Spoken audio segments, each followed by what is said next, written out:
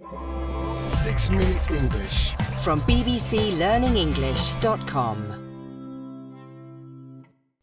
Hello, this is 6 Minute English from BBC Learning English. I'm Neil. And I'm Beth. Plastic is fantastic. This phrase was used a lot in the 1950s when mass-produced plastic items started to become part of our everyday lives.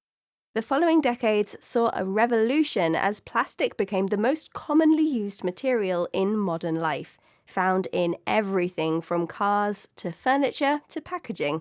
Take a quick look around and you'll soon see how many everyday items contain plastic. But now our love of plastic is being questioned, mostly thanks to climate change and pollution caused by single-use plastics.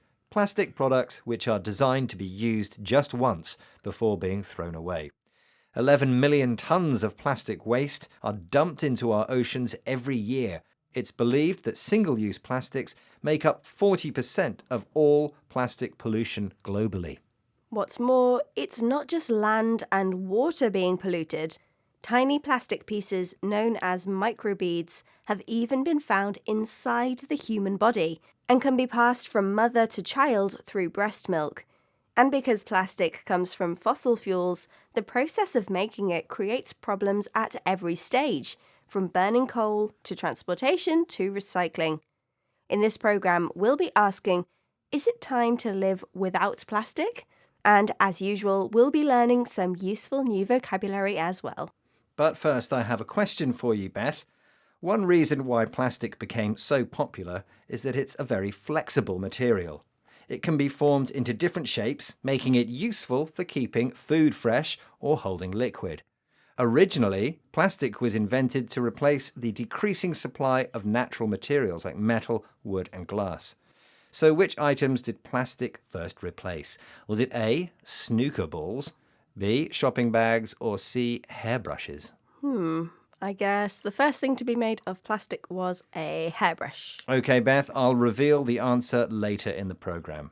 Dr. Sherry Mason is Professor of Chemistry at Penn State University in the US and a specialist in plastic pollution.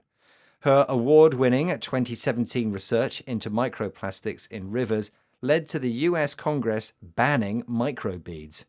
Here she explains the problem of plastics to BBC World Service programme The Real Story. Plastic is synthetic, and as a consequence of that, nature doesn't really know what to do with it. Like a paper bag that's sitting on the side of the road, it's unsightly, but within weeks, there are organisms in the soil that can use that paper bag as a food source, right? They have evolved to basically chew up that paper bag and turn it back into soil, turn it back into carbon and nitrogen and oxygen. But with regard to plastic, because it is a synthetic material, you don't have that evolution. There are some organisms that can use it as a food source, but they're few and far between, especially when you're talking about water systems, aquatic systems, and the temperatures that exist. And so they can't really use it as a food source. So plastic doesn't biodegrade. Instead, Plastic is a synthetic material, meaning that it's made by combining man-made chemicals instead of existing naturally. Natural materials like paper decay and harmlessly turn back into soil. They biodegrade. But plastic is not like this. It doesn't decay and get broken down by microbes and bacteria. In fact, some plastic-eating microbes and bacteria do exist, but these are few and far between. They're rare. They don't happen very often. It's the fact that plastic doesn't decay which is responsible for the waste we see in the environment, waste which is often unsightly, meaning ugly and unpleasant to look at. Fortunately, help is at hand. The plastic-eating microbes Neil mentioned, especially one called Rhodococcus ruber, have been tested by scientists and seem capable of breaking down plastic into its basic components.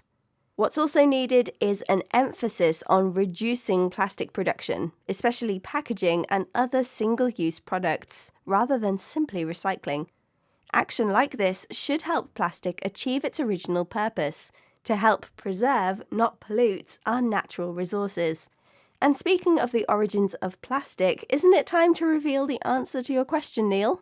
Right, I asked you which object made of natural materials was the first to be replaced by plastic. You said it was a hairbrush, which was the wrong answer, I'm afraid, Beth. In fact, the first plastic moulding machine was used in 1872 to produce snooker balls.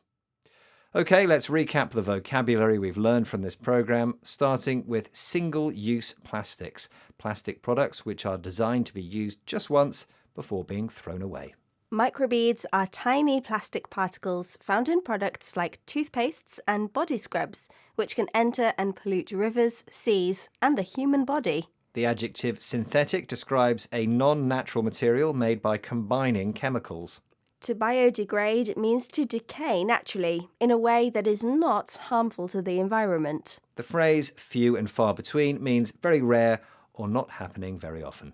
And finally, if something is described as unsightly, it's ugly and unpleasant to look at. Once again, our 6 minutes are up.